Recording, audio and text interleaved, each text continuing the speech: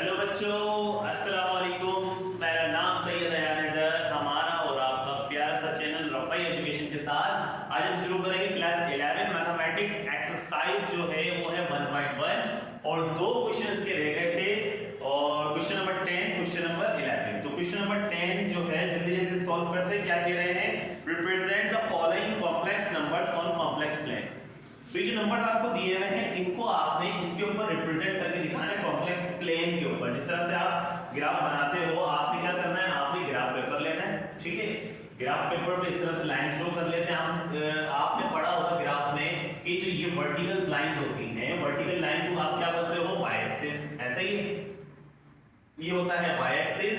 अच्छा, ऊपर पॉजिटिव होता है, नीचे नेगेटिव वाई एक्सिस होता है। इसी तरह से ये जो हॉरिजॉन्टल लाइंस होती हैं आपके पास, इसको आप क्या बोलते हो? X axis.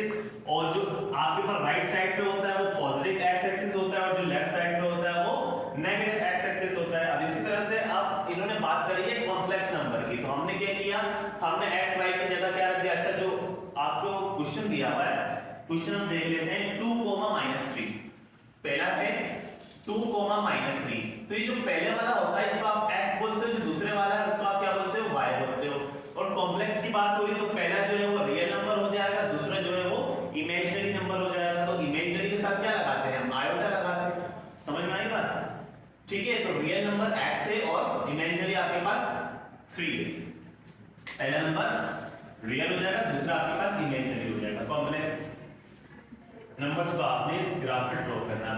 ड्रॉ कैसे करेंगे? आपने यहाँ पे लिखा कि भाई ये जो एक्स एक्सिस वाली लाइन है वो इमेजिनरी होती है, तो आपने लिखा इमेजिनरी z कॉम्प्लेक्स नंबर, ठीक है, इमेजिनरी z कॉम्प्लेक्स नंबर। और जो y एक्सिस, जो आपके पास y एक्सिस वाली लाइंस होती हैं वो कौन सी होती हैं? वो इमेजिनरी होती है। जो y एक्सिस आपने बनाया है, ये y एक्सिस वाली लाइन जो है वो कौन सी होती है? इमेजिनरी होती है, ये वाली, ठीक है, इमेजिनरी होती है।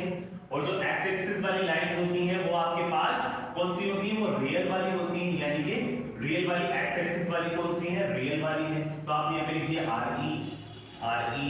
और जो वाई एक्सिस वाली है वो इमेजिनरी होती है, ठीक है, क्योंकि आयोटा लगा हुआ है, उसके साथ आपने लिख दिया आई एन। उम्मीद है इतनी बात समझ में आ गई। अब इन नंबर्स को हमने इसके ऊपर ड्रॉ करना है। नंबर्स मैंने यहाँ पर लिख दिए, ठीक है। अच्छा, अब ये कह रहे हैं कि x जो है वो कौन सा? वो देखो प्लस, कोई साइन नहीं तो इट्स मीन x किसका है? प्लस का। प्लस पर 2 होना चाहिए और x यहां पर होता है ऐसे ही।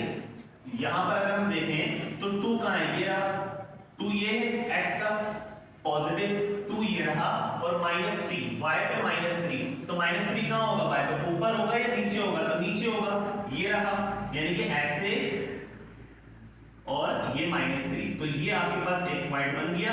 अब यहां पर आप लिख सकते हो क्या? 2, -3, एक पॉइंट आपने ड्रॉ कर दिया। दूसरे पॉइंट की अगर हम बात करें तो दूसरा पॉइंट आपको क्या दिया हुआ है? 3, 4, ठीक है, दूसरा पॉइंट है 3, 4, यानी कि x भी पॉजिटिव है और y भी पॉजिटिव है। अब x को अगर हम पॉजिटिव में देखें कितना है? 3, तो 3 ये रहा, और y भी पॉजिटिव है, तो पॉजिटिव y ऊपर की तरफ होगा, तो ये 3 और y कितना है? 4, ठीक है, ये 3 और ये आ गया y आपके पास 4, तो आपने यहां डॉट लगाया और ये पॉइंट आप यहां लिख दोगे 3, 4, ठीक है। तीसरा आपके पास पॉइंट दिया हुआ है -5, 7, ठीक है, -5, -5 यानी कि x अब किसका है? नेगेटिव है और y पॉजिटिव है। x नेगेटिव कहां होगा? यहां होगा या यहां होगा? बिल्कुल यहां होगा, तो माइनस का है, -5 कहां पर है? ये रहा, और 7 पॉजिटिव का है, तो y यानी कि y पॉजिटिव है, तो y कहां होगा? ऊपर होगा या नीचे होगा? तो ऊपर होगा, -5 और 7, तो ये आ गया -5 और 7 का अगर हम जाए, अच्छा इसको रिमूव कर लेते हैं जरा। क्या क्वेश्चन है हमारे पास? क्वेश्चन दोबारा लिख लेते हैं। -5, 7, ठीक है, तो -5 ये रहा और 7 कहां मिलेगा? हमें यहां मिलेगा, तो यहां से जरा चलते हैं, कहां तक जाएगा? ये यहां तक आएगा, ठीक है, ये रहा पॉइंट आपके पास, ये पॉइंट बन गया आपके पास। तो यहां पर आप ये वाला पॉइंट लिख दोगे कि -5 और 7, ठीक है, ये हो गया आपके पास। अच्छा, इसके बाद क्वेश्चन 4 जो है उसमें क्या दिया हुआ है आपको?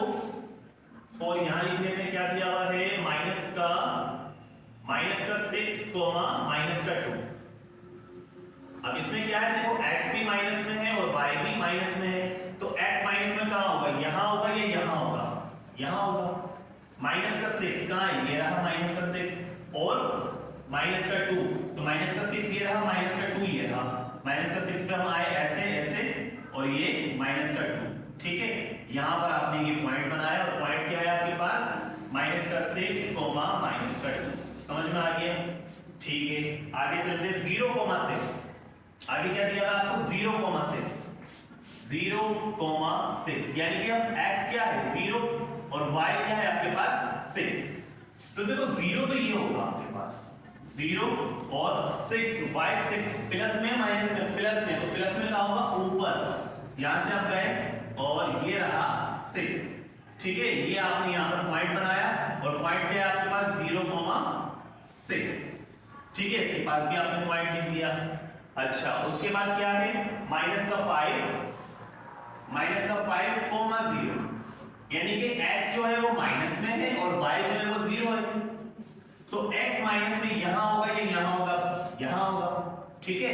अब x माइनस में जब हम इधर आए तो ये रहा माइनस का 5 और y क्या है 0, तो यानी कि y 0 ऊपर की तरफ बिल्कुल भी नहीं गया, ना ऊपर गया है ना नीचे आया है, क्योंकि 0 है। अगर 1 होता प्लस का तो ऊपर की तरफ गया है y, और अगर माइनस का 1 होता तो नीचे की तरफ गया है। यहाँ पर क्या है 0 और 0 कहाँ होता है, इसी लाइन पे होता है, ठीक है। तो 0 एज इट इज रहेगा, माइनस का 5, x में -5 देखना है आपने। अब x ये रहा, ये x एक्सिस है, -5 का होगा -1 -2 -3 -4 -5, ये आपने लगा दिया पॉइंट -5। और यहाँ पर हम y के ऊपर क्यों नहीं जा रहे या नीचे क्यों नहीं आ रहे, क्योंकि y क्या है यहाँ पर 0, तो ये पॉइंट आप यहाँ पे लगा दिए। यहाँ पर आप लिख दोगे क्या पॉइंट दिया हुआ आपको, -5,0, ठीक है। 6 पॉइंट आपको दिए हुए थे, 6 पॉइंट आपने इसके ऊपर लिख दिए, समझ में आ गया बच्चों, ठीक है। इसी तरह से फिर दोबारा देखिए, पहला पॉइंट अगर हम इसकी बात करें तो x क्या है 2 और y -3, तो x का 2 पॉजिटिव यहां होगा, ये रहा 2, और y -3 यानी कि नीचे होगा y -3, ये रहा, ये आपने पॉइंट लगाया, नंबर लिख दिया। दूसरा अगर ये नंबर देंगे माइनस का 6 माइनस का 2 यानी कि x भी माइनस का है y भी माइनस का है, तो x माइनस का यहां होता है और y माइनस का कहां होता है, नीचे होता है, ठीक है। x माइनस का 6, तो ये आ गया 6 और माइनस का 2 ये आ गया, ये आपने पॉइंट लगा दिया। इसी तरह से 1 2 3 4 5 6, ठीक है। ये आपके पास क्वेश्चन नंबर 10 कंप्लीट हो गया। रफ करें, कॉपी कर लिया, आगे चले बच्चों, चलो 1 2 एंड 3।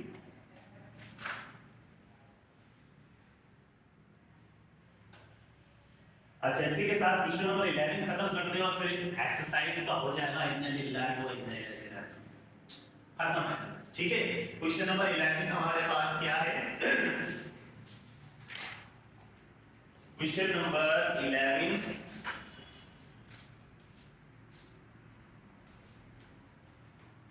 आपके पास मौजूद है, find the length of vector representing the complex number. अच्छा लेंथ ऑफ वेक्टर मालूम है, तो लेंथ ऑफ वेक्टर क्या होगा, लेंथ ऑफ वेक्टर बेसिकली होती क्या है, रेजोल्यूशन ऑफ वेक्टर, जो फॉर्मूला आप यूज कर रहे थे मॉड्यूलस जिसको आप बोल रहे थे, जिसको आप मॉड बोलते हो या जिसको आप एब्सोल्यूट बोलते हो, तो वही चीज जो है लेंथ ऑफ वेक्टर होती है एक्चुअली। के सपोज करो ये आपके पास y एक्सिस है, ये आपके पास x एक्सिस है, ठीक है। y एक्सिस ये आपके पास x एक्सिस है, आपने क्या किया, एक वेक्टर यहां है, ठीक है, ये इस तरह से एक वेक्टर है, फिर एक और वेक्टर, इस वेक्टर को आप नाम दे दो a या b या जो आपको अच्छा लग रहा है, ठीक है, या x का नाम दे देते हैं, ठीक है। फिर एक वेक्टर ऊपर की तरफ चला गया, इसको आपने नाम दे दिया y। अब इसका जो रेजोल्यूशन है रिजल्टेंट वेक्टर है, ठीक है, जिसको आप क्या बोलते हो रिजल्टेंट वेक्टर, इसी को बोलते हैं ना रिजल्टेंट वेक्टर। ये जो वेक्टर आपके पास आया है, ये जो वेक्टर आपके पास आया है, इस वेक्टर की लेंथ क्या है वो बता दो, ठीक है। क्वेश्चन में आपको दिया जाएगा x और y, ऐसे ही होता है ना, पहला क्या होता है x, दूसरा क्या होता है y, तो x और y आपको दे दिया जाएगा। आप आपसे बोलेंगे जो वेक्टर बना है, ये जो लेंथ है इसकी वो क्या है वो आप बता दो। समझ में आ रही है बात? तो वो लेंथ हमने बतानी है, और लेंथ बताने के लिए आप कौन सा फॉर्मूला था वो, पाइथागोरस थ्योरम आप यूज करते हैं। ठीक है, पाइथागोरस थ्योरम क्या था, हाइपोटेन्यूज का square is equal to base square plus perpendicular square. तो वही तो फॉर्मूला होता है एब्सोल्यूट वाला। अगर आप चेक करो तो क्वेश्चन से हम इसको समझते हैं। क्वेश्चन आपके पास मौजूद है -5 प्लस 2 आएगा, ये आपके पास क्वेश्चन मौजूद है। सबसे पहले आपने लिखा सॉल्यूशन, सॉल्यूशन के बाद आप इसको लेट कर लो, लेट z इक्वल है -5 प्लस 2 आएगा। लेट कर लिया, लेट करने के बाद आप क्या करो, इसका मॉड मालूम कर लो। तो मॉड के लिए हम क्या करते हैं, आपको पता है x ये है और y ये है। मॉड का बल्कि मॉड नहीं लिखेगा, हम यहां पे क्या लिख देते हैं, क्या मालूम करेगा, कह रहा है ये लेंथ ऑफ वेक्टर, तो हम लिखते हैं लेंथ ऑफ वेक्टर। ठीक है भैया, लेंथ ऑफ वेक्टर, तो लेंथ ऑफ वेक्टर निकालते हैं, फॉर्मूला वही यूज होगा x square plus y square. ठीक है, अच्छा लेंथ ऑफ वेक्टर के लिए आपने x की जगह क्या रखना है, -5 और ऊपर लगा देना है स्क्वायर, आगे प्लस y की जगह आपने क्या रखना है 2, ऊपर लगा देना है स्क्वायर, और ये आ गया रूट का रूट। ठीक है, z mod is equal, square से माइनस कैंसिल हो जाएगा, 5 का स्क्वायर हो जाता है 25, आगे प्लस 2 का स्क्वायर हो जाता है 4, और रूट का रूट एज इट इज हो जाएगा। ठीक है, फिर z mod is equal under root 25 plus 4 कितना हो जाएगा 29। तो जो लेंथ आपके पास आई है वो कितनी आ रही है बच्चों, लेंथ हमारे पास आ रही है 29। ठीक है, जो वेक्टर की लेंथ थी वो आपके पास कितनी आ रही है 29। तो जो मैं बता रहा था कि एक वेक्टर ऐसे है, इसको आपने x बोला, एक वेक्टर ऐसे है, इसको आपने y बोला। ठीक है, फिर ये जो वेक्टर आपके पास, ये जो रिजल्टेंट आपके पास होता है, इसकी जो लेंथ है वो बता दो कितनी है। तो देखो x आपको दिया हुआ है, y आपको दिया हुआ है, आपने ये वैल्यू निकालनी है, और चेक करो ये वाली जो साइड्स होती है, देखो ये एंगल है ना, एंगल के सामने वाली साइड क्या होती है, क्या होती है, परपेंडिकुलर होती है। ऐसा ही है, परपेंडिकुलर नीचे वाली आप क्या बोलते हो, बेस कर्ली ब्राउन हेयर, याद है, और ये होती है आपके पास हाइपोटेन्यूज। तो बेसिकली आपको परपेंडिकुलर और बेस तो दे दी गई है, आपने मालूम करना है हाइपोटेन्यूज, और ये मालूम करने के लिए आप यूज करते हो पाइथागोरस थ्योरम, जो यही तो होता है हाइपोटेन्यूज का स्क्वायर, ठीक है, इक्वल बेस का स्क्वायर और परपेंडिकुलर का स्क्वायर, यही तो फॉर्मूला होता है वो। इसको आपने क्या बोलते हैं, लेंथ ऑफ वेक्टर बोल दिया। आ गया समझ में? आगे चलें, चलो इसी का क्वेश्चन 2 देख लेते हैं हम। क्वेश्चन 2 में क्या कह रहे हैं, ये क्वेश्चन 2 में क्वेश्चन 2 7 डिवाइडेड बाय 3, और आगे लिखा हुआ है +8 डिवाइडेड बाय 3, साथ में है आएगा। कर लेते हैं, कोई मसला नहीं है, लेट कर लिया। सबसे पहले आप इसको लेट कर लेंगे, सब कुछ एज इट इज लिखा हुआ है। Let z is equal to ये वाला नंबर आ जाएगा, लेंथ ऑफ वेक्टर जो है वो ये होती है, x जो है वो ये हो जाएगा, y जो है वो ये हो जाएगा, पता है सारी बातें आपको। तो देखो x की जगह बोलो क्या रखेंगे, 7 डिवाइडेड बाय 3, और ऊपर लगा देंगे स्क्वायर, आगे प्लस y की जगह क्या रखेंगे 8 डिवाइडेड बाय 3, और ऊपर लगा देंगे स्क्वायर। ठीक है, फिर z mod is equal under root की जगह अंडर रूट, 7 का स्क्वायर क्या हो जाएगा, 7 7 जा 49, 3 का स्क्वायर क्या हो जाएगा, 3 3 जा 9, प्लस 8 का स्क्वायर क्या हो जाएगा 81, और 3 का स्क्वायर क्या हो जाएगा 9। पता है ना 8 का स्क्वायर क्या हो जाएगा बच्चों, गलत बताते रहते हो, क्या हो जाएगा 8 का 64 होता है।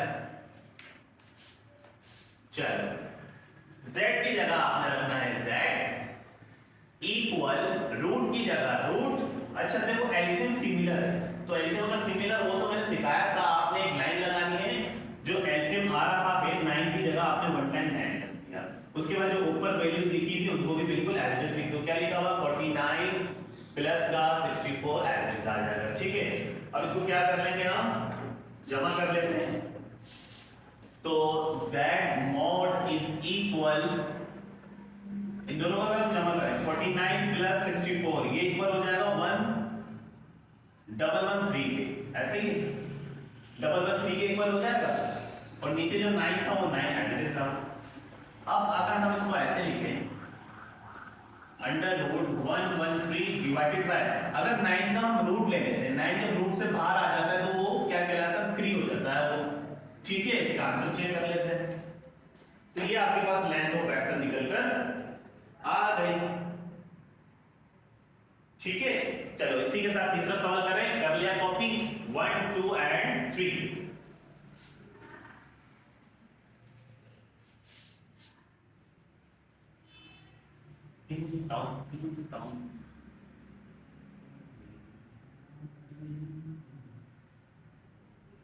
चलो क्वेश्चन नंबर 3 आपके पास 1 प्लस आयोटा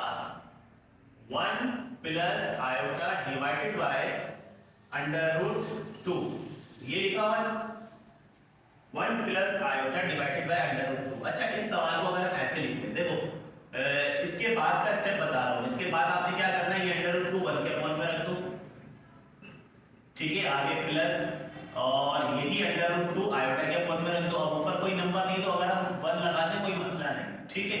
डिवाइड में अंडर रूट 2 लगा दो और ये आयोटा जो है वो इसके बराबर है। इसका मतलब ये वैल्यू इसके इक्वल है, ये वैल्यू इसके इक्वल है। दोबारा बता देता हूं क्या किया मैंने। इस अंडर रूट 2 को आपने 1 के अपॉन में लिखा, इसी अंडर रूट 2 को आपने यहां पर कुछ नहीं है तो 1 लगाकर उसके अपॉन में लिख दिया और ये आयोटा को आपने साइड में रख दिया, ठीक है। अब आप लेट कर लो, इस नंबर को लेट कर लेते हैं 1 divided by under root 2 plus 1 divided by under root 2 और साथ में आयोटा, ठीक है। लेंथ ऑफ वेक्टर फार्मूला आपने लिखा हुआ है, तो शुरू करते हैं। x की जगह बोलो क्या आ जाएगा 1 अंडर रूट 2 और ऊपर आ जाएगा स्क्वायर। इसी तरह से y की जगह क्या आ जाएगा 1 अपॉन अंडर रूट 2, कोई मसला ही नहीं, ठीक है। फिर z mod इज इक्वल और 1 का पहले रूट लगा लेते हैं हम, फिर 1 का स्क्वायर बोलो 1 हो जाएगा, स्क्वायर से रूट कैंसिल तो क्या बचा 2, आगे प्लस 1 का स्क्वायर क्या हो जाएगा 1 हो जाएगा, स्क्वायर से इसका रूट कैंसिल तो क्या बचा 2, ठीक है। और वही काम एलसीएम आ रहा है, एलसीएम ले लो या दोनों को प्लस कर लो। अच्छा, एलसीएम अगर हम लें तो चेक करो 2 और 2 लिखा हुआ तो 1 टाइम 2 रखते हैं, ठीक है। 1 टाइम 2 रख दिया, ऊपर वाले नंबर को 1 प्लस 1 करके लिख देते हैं 1 प्लस 1, ठीक है। ऊपर क्या है 1 प्लस 1 वो बिल्कुल as it is. z mod is equal 1 plus 1 कितना हो जाएगा 2 डिवाइड वाला 2 एज इट इज, 2 से 2 मर जाएगा, क्या बचेगा यहां पर बोलो अंडर रूट 1 बचेगा, ठीक है। इसके बाद का स्टेप यहां लिख दिया मैंने। और 1 का रूट क्या होता है बच्चों 1, यही तो आपके पास आंसर है। आगे समझ में, आगे चलें।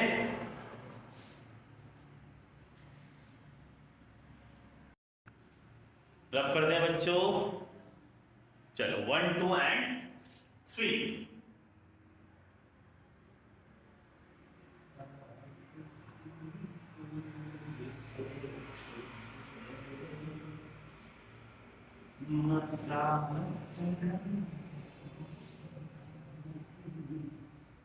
चलो क्या है सवाल हमारे पास, क्वेश्चन नंबर 4। 3 सवाल कर लिए हमने। क्वेश्चन नंबर 4, पेट्रोल डल गया है गाड़ी में। क्वेश्चन नंबर 4 आपके पास है बच्चों 1 plus under root 3 iota divided by 2। चलो इसी सवाल को अगर हम ऐसे लिख लें सॉल्यूशन के बाद, ठीक है, ये 2 1 के अपॉन में लिख दो प्लस यही 2 इसके अपॉन में लिख दो एक दफा, ठीक है। आयोटा की जगह आयोटा, इस 2 को इसके अपॉन में इसके अपॉन में अलग अलग करके लिख दिया। अब लेट कर लेते हैं इसी वैल्यू को 1 divided by 2 plus under root 3 divided by 2 और ये वाला आयोटा। इतना काम करने के बाद लेंथ ऑफ वेक्टर फॉर्मूला और वैल्यूज रखने के बाद आंसर। तो सॉल्व करते हैं फटाफट से। x की जगह बोलो क्या आ जाएगा 1 डिवाइडेड बाय 2 और ऊपर x पे स्क्वायर, आगे प्लस y की जगह बोलो क्या आ जाएगा अंडर रूट 3 डिवाइडेड बाय 2 और ऊपर आ जाएगा स्क्वायर, ऐसे ही। x की जगह आपने रखा 1 डिवाइडेड बाय 2 y की जगह आपने रखी ये वाली वैल्यू और ऊपर आ गया स्क्वायर। फिर z mod इज इक्वल 1 का स्क्वायर क्या हो जाएगा 1, ये स्क्वायर जब 2 पे लगाएंगे तो 2 का स्क्वायर 4, आगे प्लस स्क्वायर से रूट कैंसिल, तो ऊपर आपके पास बचा 3, और जब ये वाला स्क्वायर हम 2 पे लगाएंगे तो 2 का स्क्वायर क्या हो जाएगा 4। ठीक है, ये जो रूट कैंसिल हुआ है और स्क्वायर कैंसिल हुआ है वो इसका कैंसिल हुआ है, लेकिन इसका मौजूद है, तो 2 का स्क्वायर 4, स्क्वायर से इसका रूट कैंसिल, तो क्या बचा आपके पास 3। अब देखो वही एलसीएम सिमिलर है तो 1 टाइम रख लो, 4 को आपने 1 टाइम रखा, ऊपर 1 प्लस 3 जो है वो बिल्कुल एज इट इज आ जाएगा। z mod इज इक्वल, अच्छा 1 प्लस 3 बोलो कितना 4, डिवाइड में 4, 4 से 4 कैंसिल, क्या बचेगा इसका रूट में क्या बचा बोलो 1, और z mod इज इक्वल 1 का रूट क्या होता है बच्चों 1, और इसी के साथ हमारी एक्सरसाइज फिनिश्ड। तो बिल्कुल ही बच्चों वाले क्वेश्चंस थे और उम्मीद है समझ में आ गए होंगे। ठीक है, इसे कॉपी करो, अपने दोस्तों के साथ शेयर करो, अगर वीडियो अच्छी लगी तो लाइक करना, चैनल को सब्सक्राइब करना मत भूलना। मिलते हैं इंशाल्लाह नेक्स्ट वीडियो में, दुआ में याद रखना। अल्लाह हाफिज।